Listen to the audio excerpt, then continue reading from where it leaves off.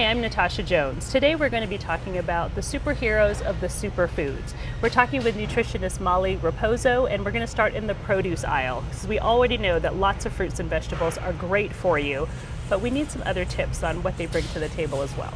So we do know that fruits and vegetables are healthy foods, they're low in calories, but the ones we're looking at have particularly high amounts of vitamin A, vitamin C, potassium, and fiber.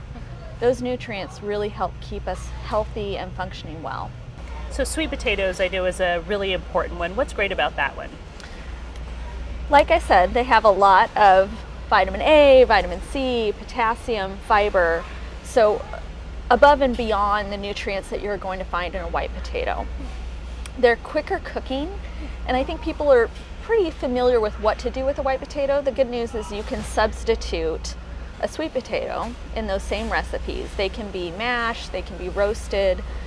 I really like them with black beans, so they're great in like a black bean sweet potato soup or tacos, enchiladas. So what about mangoes? I see those on restaurant menus. Sometimes you see them in the grocery store. I'd like to try using those at home, but I'm not sure where to start.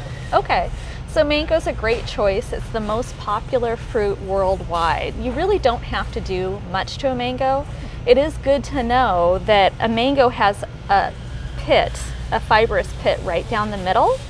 So it's important to cut the two halves right off of it. Another popular preparation for the mango is to make what we would think of as a smoothie, but a traditional Indian drink called a mango lassi, where you use plain yogurt, milk, fresh mango, and some cardamom.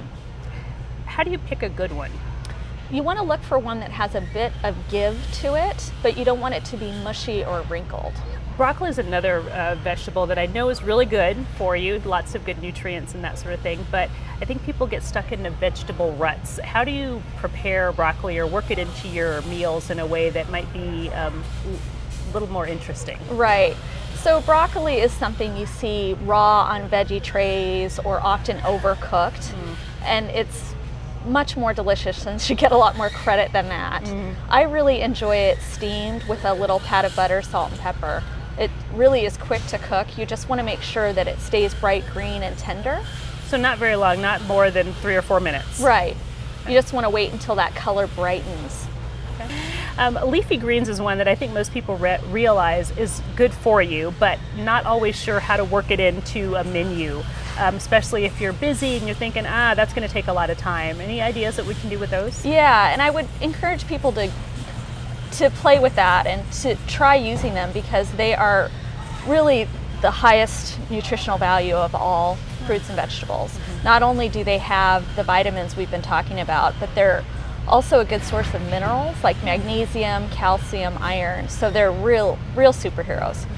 A classic preparation for a green like Swiss chard or kale would be to saute it in a little olive oil. You could add garlic, chili flakes, and then at the end do a splash of vinegar or lemon juice. So that's a very quick way to go. Kale is also great in smoothies. So if you want to do water and your favorite frozen fruit in the blender with a few leaves of kale raw, that's a great way to get that nutrition, and it's fast. For more recipes using superfoods, visit our website. And if you have some great ideas on superfoods or ways to use them in your meals, let us know.